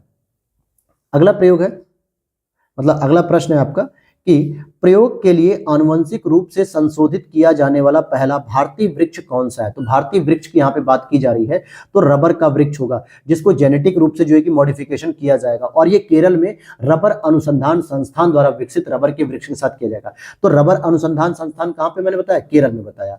निम्नलिखित में से कौन सा स्वस्थानीय संरक्षण का एक रूप नहीं है? स्वस्थानीय मतलब इन सीटू। तो क्या इसका कौन सा नहीं होगा? तो प्राणी उद्यान हो सकता है कि नहीं हो सकता? तो बिल्कुल नहीं होगा, क्योंकि जूलॉजिकल पार्क को एस्टैब्लिश किया था जगह जगह दूसरी जगह, जबकि अभ्यारण्य, राष्ट्रीय उद्यान, जैव मंडलित आरक्षित क्षेत्र वहीं होते हैं। जबकि प्राणी उद्यान किसमें आता है? तो ये बाह्य स्थाने में आ जाता है, जिसमें आपका जीन बैंक हो जाते हैं और भी चीजें होती हैं जो आपके बाह्य स्थाने के अंतर्गत आती हैं। निम्नलिखित में से किस जीव में फेफड़े नहीं होते बल्कि गलफड़े होते हैं? तो आप आराम से बता दोगे कि मछलियों में होते हैं, लेकिन कंफ्यूज हो जाओगे, ईल यहां पर हो जाएगा। ठीक है, क्योंकि डॉल्फिन भी क्या होती है और व्हेल क्या होती है? ये सब ममाल्स हैं, स्तनधारी हैं, तो ये फेफड़े से लेती है, ना कि गिल से। तो गलफड़े किसमें मिलेंगे? ईल में मिलेंगे। और ये मत्स्य परिवार का एक भाग है। ध्यान से आपको प्रश्न करना है, ये नहीं कि बस देखा डॉल्फिन मारे टिक और चल दिए, फिर बाद में आके पछतान हो रहे हो। ठीक है, तो ये ध्यान देना है। अगला प्रश्न, निम्नलिखित में से कौन सी आयुसीएन रेड लिस्ट में गंभीर रूप से संकटग्रस्त प्रजाति नहीं है? तो पिग्मी हॉग नहीं है, जबकि गुलाबी सिर वाली बतख भी है, हॉक्सबिल कछुआ भी है और मालाबार सिवेट भी है, लेकिन पिग्मी हॉग इसमें सम्मिलित नहीं है, क्योंकि गंभीर रूप से संकटग्रस्त में नहीं आता है पिग्मी हॉग। ये किस में आता है? ये केवल लुप्त प्राय में आता है, क्योंकि ये पूरी तरीके से खत्म हो चुका है। अगला प्रश्न है, वह जीव जो रिंडर पेस्ट रोग का कारण बनता है। रिंडर पेस्ट रोग का कारण बनता है माइक्रोविली वायरस। कौन सा वायरस है? माइक्रोविली वायरस की बात करेंगे। अब यहाँ पे अगर मैं आपको बता दूं कि बैसिलस एंथ्रेसिस ये आपका एंथ्रेक्स नाम की बीमारी के लिए होता है, और टोक्सोप्लाज्मा गोंदी ये आपका टोक्सोप्लाज्मोसिस रोग के लिए होता है। माइकोबैक्टीरियम की बात करूंगा तो माइकोबैक्टीरियम आपके तपेदिक जिसम टाइफाइड कहते हैं, इससे संबंधित हो जाएगा। और माइक्रोविली वायरस की बात करूं तो ये आपके रेंडर पेस्ट नाम की बीमारी से संबंधित है। अगला प्रश्न है, समुद्री जीवों के संदर्भ में निम्नलिखित कथनों पर विचार कीजिए। तो 94 का कौन सा हो जाएगा? समुद्री घास आवृत बीजी समुद्री फूल वाले पौधे हैं जो दिखने में घास के समान होते हैं, और समुद्री शैवाल थैलाइड पौधे हैं जिनमें जड़ों, तनों और पत्तियों जैसे वास्तविक ऊतकों का कोई अंतर नहीं होता है। तो दोनों ही बातें सही है, क्योंकि यहाँ पे जो थैलाइड पौधे होते हैं इनके ना तो जड़, तने और पत्तियों में कोई अंतर देखने को मिलता ही नहीं है। अगला प्रश्न है आपका 95 को देख लेते हैं हम जरा। जैव मंडलित आरक्षित क्षेत्र बायोस्फीयर रिजर्व जिसको हम लोग कहते हैं, निम्नलिखित के बारे में कौन सा कथन सही है? तो जैव मंडलित आरक्षित क्षेत्र के संक्रमण क्षेत्र में पर्यटन, मछली पकड़ने और चराई की अनुमति होती है क्या? बिल्कुल नहीं। जो ट्रांजिशन जोन होता है उसमें तो ये चीज रहती ही नहीं है। जैव मंडलित आरक्षित क्षेत्र के बफर जोन में बस्तियों, फसल भूमि और गहन मनोरंजन के क्षेत्र की अनुमति होती है, ये भी नहीं, ये तो और भी नहीं होता है। तो डी हो जाएगा, न तो एक सही है और न ही दो सही है, क्योंकि इसमें कोर जोन जो होता है वो 1972 वन्यजीव संरक्षण अधिनियम के द्वारा परिभाषित होता है। ठीक, फिर एक होता है बफर जोन, जो कोर जोन को चारों ओर से घेरता रहता है और इसमें जो गतिविधियां होती है वो सारी की सारी प्रबंधित होती हैं, यानी एक तरीके से इसमें कुछ भी आप नहीं कर सकते हो। अगला प्रश्न है, निम्नलिखित में से कौन सा रामसर स्थल उत्तर प्रदेश में स्थित है? तो बताइए, रामसर स्थल की बात की जा रही है तो अब आप एकदम आराम से बता सकते हो इस प्रश्न का। सरसई नावर झील का नाम आपने सुना होगा, इटावा जिले के अंतर्गत, मैंने यूपी स्पेशल में पढ़ाया भी है। तो सरसई नावर झील जो कि इटावा के अंतर्गत है और ये रामसर साइट के अंतर्गत आती है। अगर मैं बात करूं कांजली झील, तो जो कांजली आर्द्रभूमि जो कि हरि के आर्द्रभूमि के ऊपर है ब्यास नदी बेसिन में, ठीक है, तो ये पंजाब के अंतर्गत आती है। यशवंत सागर की बात करूंगा तो ये स्वच्छ जल का भंडार है जो मुख्य रूप से इंदौर क्षेत्र एमपी में आता है। और कांवर ताल की बात करेंगे तो बिहार की एकमात्र ऐसी रामसर साइट है जो यहां से शामिल की और ये बिहार की पहली है। निम्नलिखित में से कौन सा युग्म राष्ट्रीय उद्यान और राज्य केंद्र शासित प्रदेश सुमेलित नहीं है? तो देखिए, रानी झांसी समुद्री राष्ट्रीय उद्यान की अगर मैं बात करूंगा तो ये अंडमान निकोबार में, बिल्कुल सही है। कांगेर घाटी, कांगेर हट्टी जिसे हम लोग कहते हैं, तो छत्तीसगढ़ में। गूगामल राष्ट्रीय उद्यान, गूगामल दोस्तों जो है कि ये अमरावती महाराष्ट्र में स्थित है, न कि तेलंगाना में, और इसकी स्थापना ही 1974 में हुई थी। तो ये गूगामल राष्ट्रीय उद्यान तेलंगाना में नहीं बल्कि महाराष्ट्र के अमरावती में, और मुरलेन राष्ट्रीय उद्यान मिजोरम में है। तो ये सही हो जाएगा। अगला प्रश्न है आपका 98 प्रश्न को देखते हैं। वीडियो अच्छी लग रही हो दोस्तों तो लाइक कर देना, और दोस्तों साथ ही साथ आप हमारे चैनल को फॉलो कर सकते हो जहां पे आपको यूपी पीसीएस टेस्ट सीरीज भी पूरी मिलेगी, करंट अफेयर्स के नोट्स भी प्रोवाइड किए जा रहे हैं, साथ ही साथ घटना चक्र के शॉर्ट नोट्स रिवीजन भी किए जा रहे हैं जो बहुत ही रामबाण साबित होंगे आपके घटना चक्र के नोट से। तो इन सभी चीजों को आप इजिली यहाँ पे एक्सेस कर सकते हो, पढ़ सकते हो। उसके लिए चैनल को कर लेना फॉलो, और विजन से रिलेटेड जितने भी आपको विजन आईएएस की जो मंथली मैगजीन में पढ़ाता था, या पीटी 365 पढ़ाऊंगा, या विजन आईएएस की टेस्ट सीरीज जो कराऊंगा यूपीएससी के लिए, वो सभी हमारे न्यू प्लेटफॉर्म पे होगी और जिसका लिंक डिस्क्रिप्शन बॉक्स में दिया गया है, आप उसे फॉलो कर सकते हो। अब देखते हैं, रबी के मौसम में निम्नलिखित में से कौन सी फसल की खेती की जाती है? तो रबी के मौसम में सामान्यतः हमारी कपास की खेती की जाती है। जौ, मूंगफली, सरसों, एक मिनट, थोड़ा सा कभी कभी मिस्टेक हो जाती है क्योंकि रबी के मौसम की बात हो रही तो ये तो अक्टूबर नवंबर में बोई जाएगी, तो उस समय जौ होता है, गेहूं होता है, सरसों होता है, चना होता है, मटर होता है, ये सब प्रमुख फसलें होती हैं और इनकी कटाई होती है अप्रैल जून में। तो इसमें एक और दो ऑप्शन सही हो जाएंगे। जबकि कपास किस में आता है? कपास आपका आ जाएगा ये खरीफ की फसल में आता है, ठीक है, और मूंगफली भी खरीफ में आती है। भारतीय चाय बोर्ड का मुख्यालय कहां पे है? भारतीय चाय बोर्ड का मुख्यालय आपका कोलकाता में है। न्यूनतम समर्थन मूल्य किसकी सिफारिशों पर आधारित होता है? जो एमएसपी की बात चल रही है तो ये आपके कृषि लागत और मूल्य आयोग जो होता है ये सिफारिश करता है। हालांकि इसको आखिरी अनुमति कौन देता है? आर्थिक मामलों की मंत्रिमंडल समिति देती है, लेकिन इसका ए ऑप्शन सही होगा। निम्नलिखित में से संयुक्त राष्ट्र महासभा के किस सत्र में वर्ष 2023 को अंतर्राष्ट्रीय कदन्न वर्ष घोषित किया गया या अंतर्राष्ट्रीय मोटे अनाज का वर्ष घोषित किया गया था? तो ये आपका 75वां सत्र था, तब इसे अंतर्राष्ट्रीय मोटे अनाज का वर्ष घोषित कर दिया गया था, या अंतर्राष्ट्रीय कदन्न वर्ष भी कह सकते हो आप लोग इसे। यहाँ मिलेट लिखा हुआ है ना, तो इसी कहते हैं। अब आइए कृषि क्रांति के बारे में बात करेंगे, तो जरा कृषि क्रांति की बात कर लीजिए। और कृषि क्रांति से भी समझ देखिए, यहाँ पे जूट उत्पादन आरओ के एग्जाम में पूछा गया था। तो अब यहाँ पे आ रहा स्वर्णिम रेशा उत्पादन, तो गोल्डन फाइबर की बात करेंगे तो जूट उत्पादन हो जाएगा। धूसर क्रांति की बात करेंगे, लाल क्रांति और पीली क्रांति, तो पीली हो जाएगी आपकी तिलहन क्रांति से संबंधित हो जाएगी। लेकिन वहीं अगर हम बात करें धूसर क्रांति तो ये आपके उर्वरक से हो गई, और लाल क्रांति आपके टमाटर से हो गई, तो ये आपका मिलान हो जाएगा। बी ऑप्शन इस करेक्ट हो जाएगा। अगला प्रश्न है आपका 103 नंबर पे। अगला प्रश्न है आपका 103, भारत में कृषि के प्रकार के संदर्भ में निम्नलिखित कथनों में से कौन सा सही है? चावल और जूट भारत में तर्क कृषि की प्रमुख फसलें। अब तर्क कृषि का मतलब होता है जो जलोढ़ मृदा वाले क्षेत्र होते हैं जहां पे वार्षिक वर्षा 200 सेंटीमीटर से अधिक होती है, क्योंकि इसमें क्या होता है, वार्षिक वर्षा अधिक होने से मृदा में पर्याप्त मात्रा में नमी होती है, तो इसलिए चावल और जूट बिल्कुल पश्चिम बंगाल, बिहार, इन सब क्षेत्रों में पाई जाती है। और सीढ़ी नुमा कृषि पहाड़ी क्षेत्रों की विशेषता है, बिल्कुल, क्योंकि पहाड़ी क्षेत्रों में जब बारिश अधिक होती है तो वहां पे सीढ़ी के द्वारा पानी नीचे उतरता चला जाता है। अगर पानी रुका रहेगा तो वहां पे पथरीली जमीन भी होती है, इसलिए पानी का संचय अधिक होने से फसलें खराब हो जाएंगी। तो अब यहां पर आप देखोगे कि दोनों स्टेटमेंट यहाँ पे सही है। अगला प्रश्न है आपका, निम्नलिखित में से राज्यों पर विचार कीजिए और उन्हें मक्के की खेती के अंतर्गत क्षेत्रफल के घटते क्रम में व्यवस्थित करिए। तो सबसे अधिक जो मक्के की खेती होती है वो कहां पर होती है? मध्य प्रदेश में होती है। सेकंड नंबर पे महाराष्ट्र आता है, थर्ड नंबर पे राजस्थान होता है और चौथे नंबर पे यूपी होता है। तो ये आपका घटता हुआ क्रम हो जाएगा। अगर हम वर्तमान में बात करें तो मध्य प्रदेश और कर्नाटक जहां पर सबसे अधिक जो है कि मक्के की खेती होती है, लेकिन प्रोडक्टिविटी सबसे अधिक आंध्र प्रदेश में होती है। नाबार्ड की बात करें तो राष्ट्रीय कृषि और ग्रामीण विकास बैंक नाबार्ड की स्थापना थी शिवरामन कमेटी पर हुई थी और इसकी स्थापना आपके 1982 में हुई थी शिवरामन समिति पर। अगला प्रश्न है आपका, निम्नलिखित में से कौन सा वर्ष 2004 में गठित राष्ट्रीय किसान आयोग का अध्यक्ष था? तो ये ध्यान देना कि एम एस स्वामीनाथन जी थे, क्योंकि अभी हाल ही में उनका देहांत हुआ सितंबर 2023 में और इससे संबंधित आरओ के एग्जाम्स में इनके देहांत को पूछा गया। लेकिन जो नेशनल जो आपका राष्ट्रीय किसान आयोग जो है कि इन्होंने दिया था, नेशनल कमीशन फॉर फार्मर्स, इनके ही द्वारा दिया गया था 2004 में। और एमएसपी के मुद्दे को लेकर बहुत सारा डिबेट चल रहा है, तो ये प्रश्न बन सकता है। अगला पॉइंट है, कश्मीर हिमालय में करेवा संरचना किसके उत्पादन के लिए प्रमुख होती है? तो जाफरान को हम लोग केसर भी कहते हैं।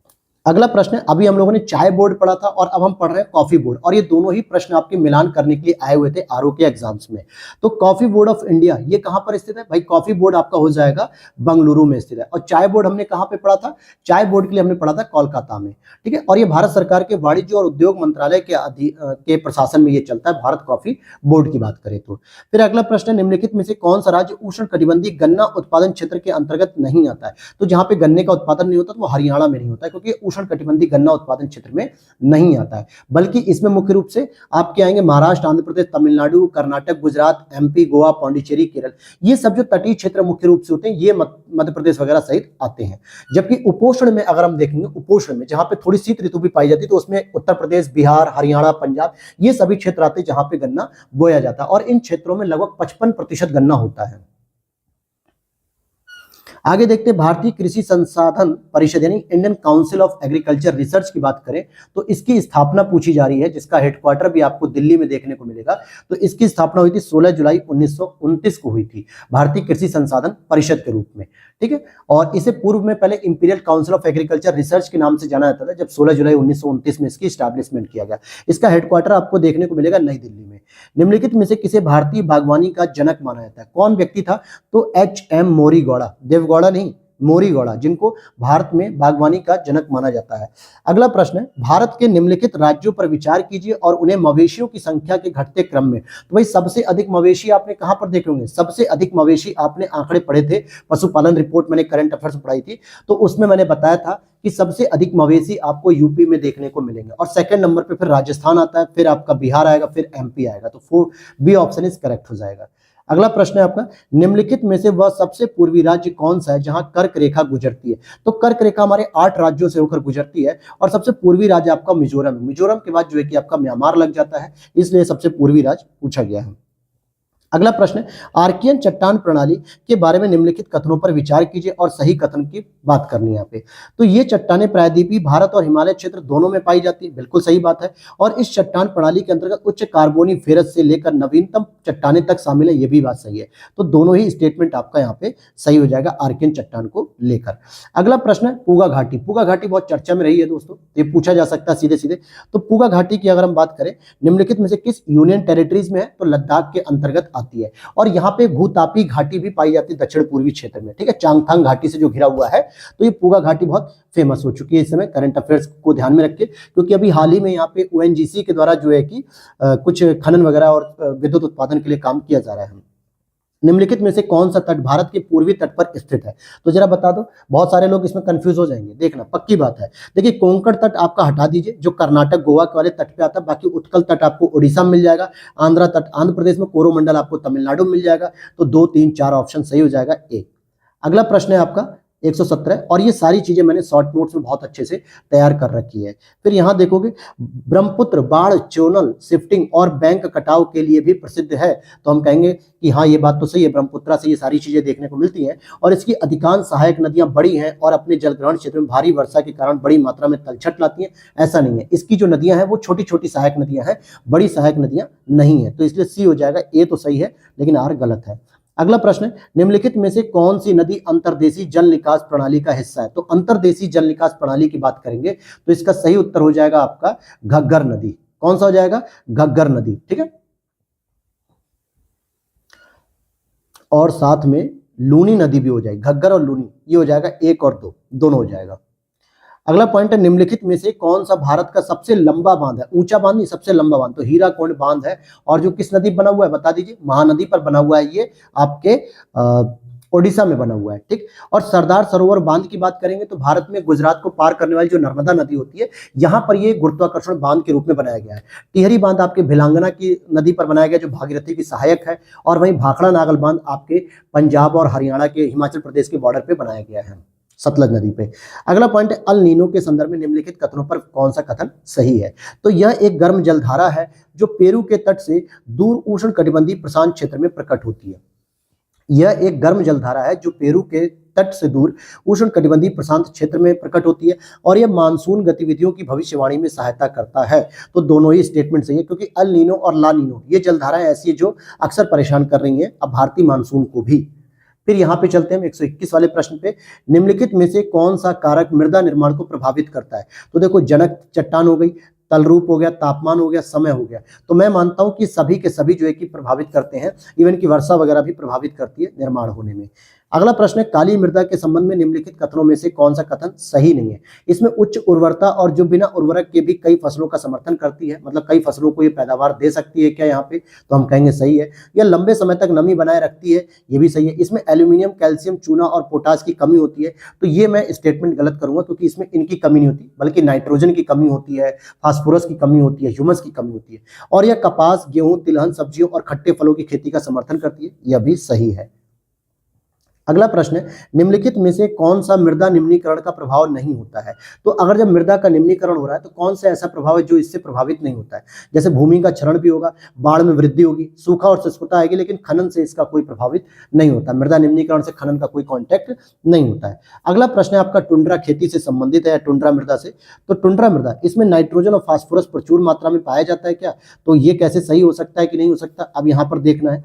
ठीक है, टुंड्रा मृदा जो आपकी बिल्कुल क्या कहते हो कि हिमालय वाले क्षेत्र में पाई जाएगी, यानी कि बहुत ठंडे प्रदेशों में पाई जाती है। तो यहाँ पर ये एक ऐसी मृदा है जिसमें नाइट्रोजन और फास्फोरस भरपूर मात्रा में होती है। मैंने बताया आपको कि जलोढ़ मिट्टी हो गई, लाल मिट्टी हो गई, लैटेराइट मिट्टी हो गई, या ये कल्लोर मिट्टी हो गई, या रे मिट्टी हो गई, या इस तरीके की जो भी काली मृदा है, इन सब में तो नाइट्रोजन, फास्फोरस, ह्यूमस की कमी होती है। लेकिन टुंड्रा मृदा एक ऐसी मृदा है जहां पर इनकी भरपूर मात्रा मिलती है, और यह एक अच्छे कार्बन सिंक के रूप में भी कार्य कर सकता है, यह भी सही है। तो इसलिए सी ऑप्शन इज करेक्ट हो जाएगा। अगला प्रश्न है आपका 125 नंबर पे, अगर हम देखें तो निम्नलिखित में से कौन सा भारत में सामान्य रूप से पाए जाने वाले वन है? तो भारत में सामान्य रूप से कौन से वन पाए जाते हैं? तो उष्णकटिबंधीय पर्णपाती वन मुख्य रूप से पाए जाते हैं। राष्ट्रीय वन नीति 1988 का क्या उद्देश्य था? तो राष्ट्रीय वन नीति की बात की जा रही है तो 33% भौगोलिक क्षेत्र को वन आवरण के अंतर्गत लाना है, यह भी सही है। देश की प्राकृतिक विरासत, इसकी जैविक विविधता और आनुवंशिक पूल का संरक्षण करती है, यह भी सही है। तो 1 और 2 दोनों ही यहाँ पर सही हो जाएंगे। अगले प्रश्न की ओर चलते हैं, कृषि संबंधी सूखा माना जाता है। अगर इसकी बात करें तो अगला पॉइंट है, कृषि संबंधी सूखा माना जाता है की बात करें तो मृदा में न्यूनतम नमी जो फसलों को सहारा देने के लिए आवश्यक होती है, तो यह बात बिल्कुल सही हो जाएगी। अगला प्रश्न है आपका क्वेश्चन नंबर 128 की अगर मैं बात करूं तो यहां पर हम पढ़ेंगे इसको कि निम्नलिखित में से कौन सा कथन उष्णकटिबंधीय चक्रवातों के संबंध में सही नहीं है? ये चक्रवात निम्न वायुमंडलीय दबाव के केंद्र में होते हैं, ये तो सही है। इसमें पवनों का प्रवाह केंद्र से बाहर की ओर नहीं होता, क्योंकि उष्णकटिबंधीय जो चक्रवात होता है उसमें बाहर से केंद्र की ओर हवाएं आती है, बाहर से केंद्र की ओर हवाएं आती है, जो कि चक्रवात की आंख कहलाती है। तो बाहर नहीं जाती बल्कि अंदर की ओर आती है। और इसमें पवनों की दिशा उत्तरी गोलार्ध में वामावर्त होती है, यानी एंटी क्लॉकवाइज होती है, ये भी सही है। भारत में बंगाल की खाड़ी एवं अरब सागर से उत्पन्न होने वाले उष्णकटिबंधीय चक्रवातों से प्रभावित होते हैं। तो बी ऑप्शन यहाँ पे सही हो जाएगा कि ये वाला स्टेटमेंट गलत दिया हुआ था। अगला पॉइंट है, जल विभाजक प्रबंधन के संदर्भ में निम्नलिखित कथनों पर विचार कीजिए। तो कौन सा हम विचार करेंगे? तो हम विचार करेंगे स्टेटमेंट वाइज कि इसमें रिसाव, तालाबों, पुनर्भरण, कुओं जैसे तरीकों के माध्यम से भूजल के अपवाह को रोकना, भंडारण तथा पुनर्भरण शामिल होता है, तो मैं कहूंगा बिल्कुल सही। और हरियाली केंद्र सरकार द्वारा प्रायोजित एक जल ग्रहण विकास परियोजना, तो यह भी सही है, यह भी पूछा गया था यूपी पीसीएस में। तो 1 और 2 दोनों ही स्टेटमेंट सही हो जाएगा। क्लियर है? आगे चलते हैं अगले प्रश्न को लेके। निम्नलिखित में से कौन सा समुद्री पारिस्थितिकी तंत्र का एक प्रकार नहीं है? समुद्री पारिस्थितिकी तंत्र का एक प्रकार नहीं है। तो देखो, प्रवाल भित्तियां भी मिलेंगी, ज्वार नदमुख भी मिलेगा, केल्प वन भी मिलेंगे, लेकिन टुंड्रा नहीं मिलेगा। तो डी ऑप्शन हो जाएगा, क्योंकि टुंड्रा समुद्र का नहीं बल्कि पर्वतों की विशेषता पाई जाती है। अगला प्रश्न है 131 नंबर पे अगर हम देखते हैं तो लौह अयस्क भारत की किस चट्टान प्रणाली में पाया था? तो लौह अयस्क आपके धारवाड़ चट्टानों में मिलता है मुख्य रूप से, ठीक है। और गोंडवाना किसके लिए फेमस है? कोयले के लिए फेमस है। और विंध्य चट्टान, चूना पत्थर वगैरह इन सब के लिए फेमस है। अगला पॉइंट है यहाँ पे कॉपर फील्ड है और यहाँ पे राज्य जो मिलान करना है। जैसे अगर हम हासन की बात करेंगे तो ये आपके कर्नाटक में हो जाएगा, खेतड़ी की बात करेंगे तो ये आपका राजस्थान में हो जाएगा, खम्माण की बात करेंगे और चंद्रपुर की बात करेंगे तो जरा इसको और मिलान करना है हमें। तो अगर मैं आपको बताते हुए चलूं कि तो खम्माण आपका देखने को मिलेगा आंध्र प्रदेश में और चंद्रपुर आपको देखने को मिलेगा महाराष्ट्र में, हासन आपका कर्नाटक में और खेतड़ी आपका राजस्थान में हो जाएगा। अगले प्रश्न को देखें 123 मतलब 133 पे, बोनाई, किरुबिरु, नोआ मुंडी ये खदानें किस खनिज से समृद्ध है? तो नोआ मंडी का नाम आपने अक्सर सुना होगा, मैंने शॉर्ट नोट्स में पढ़ाया भी आपको कि लौह अयस्क की खाने, किसकी खाने? नोआ मंडी वगैरह ये सब लौह अयस्क की खाने हैं। अगला प्रश्न है 134 पे देखते हैं अगर हम, तमिलनाडु भारत में मैग्नीज का प्रमुख उत्पादक है क्या? तमिलनाडु मैग्नीज का नहीं है बल्कि लिग्नाइट कोयले का है। मैग्नीज भंडार लगभग सभी भूवैज्ञानिक संरचनाओं में पाए जाते हैं, लेकिन ये मुख्य रूप से धारवाड़ प्रणाली से जुड़ा हुआ है। हाँ ये सही है, बिल्कुल कह सकते हो मैग्नीज के लिए कर्नाटक वगैरह सबसे इंपॉर्टेंट है मैग्नीज के लिए, ठीक है। मयूरभंज हो गया और क्योंझर हो गया, ये सब भी जो है कि मैग्नीज की है, कोरापुट, कालाहांडी ये सब है, ठीक है। तो आगे चलते हैं अगले प्रश्न पे 135, लौह और इस्पात उद्योग के लिए निम्नलिखित में से कौन सा खनिज आवश्यक है? Coking coal, zinc, dolomite, chromium. अब यहाँ पे लौह इंडस्ट्री के लिए पूछा जा रहा है तो आप देखोगे 1 2 4 तो बिल्कुल सही है, लेकिन जिंक की इसकी जरूरत नहीं होती। जिंक यानी जस्ता जिसे हम लोग कहते हैं, इसकी आवश्यकता इसमें नहीं पड़ती है। अगला प्रश्न है निम्नलिखित गोल्ड फील्ड पर विचार। अब पूछा जा रहा है गोल्ड फील्ड का मतलब होता है जो सोने की खदान होती है, तो पूछा रहा है कौन सी गोल्ड फील्ड कर्नाटक में? तो भाई हमने कोलार भी सुना है, हट्टी भी सुनी है, लेकिन रामगिरी गोल्ड फील्ड जो है ये आपके कर्नाटक में नहीं होती है। रामगिरी वाली ये आपके अनंतपुर जिले के अंतर्गत आती है, आंध्र प्रदेश में आ जाएगी, ठीक है। रामगिरी वाली आंध्र प्रदेश में आएगी।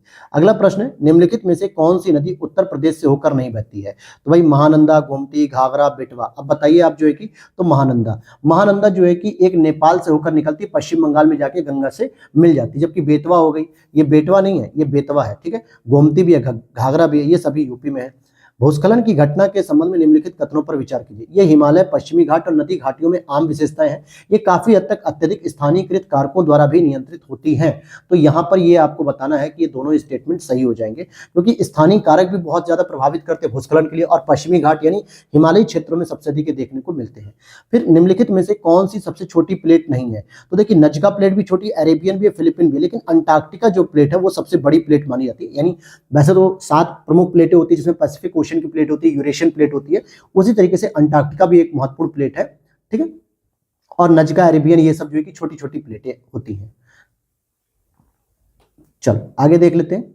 अगर मैं नजका के बारे में बताना चाहूं तो ये आप कह सकते हो दक्षिणी अमेरिका और प्रशांत महासागर के आसपास मिलेगी। अरेबियन आपको अरब प्रायद्वीप में मिल जाएगी। फिलीपींस मतलब फिलिपाइन जो है या फिलीपीन एशिया महाद्वीप में आपको देखने को मिलेगी। सरदार सरोवर बांध किस नदी पर बनाया जा रहा है? तो भाई ये नर्मदा नदी पर बनाया जा रहा है। कहां पर बनाया जा रहा है? ये गुजरात में बनाया जा रहा है, एमपी में नहीं, गुजरात में बनाया जा रहा है। और ये ग्रेविटी मतलब कि गुरुत्वाकर्षण बांध है। अगला प्रश्न है भारत में बॉक्साइट का सबसे बड़ा उत्पादक राज्य कौन है? तो भारत में बॉक्साइट का उत्पादन सबसे अधिक ओडिशा में होता है। इवन कि ये एकमात्र ही इसका एकाधिकार एक तरीके से सबसे बड़ा उत्पादक यहीं पर होता है। फिर राष्ट्रीय गंगा नदी बेसिन की बात करें, प्राधिकरण की स्थापना की गई। तो राष्ट्रीय गंगा नदी बेसिन प्राधिकरण की बात करेंगे तो इसके लिए आपको सही उत्तर चुनना है। 2009 में इसका स्थापना की गई थी और इसकी अध्यक्षता प्रधानमंत्री करते हैं।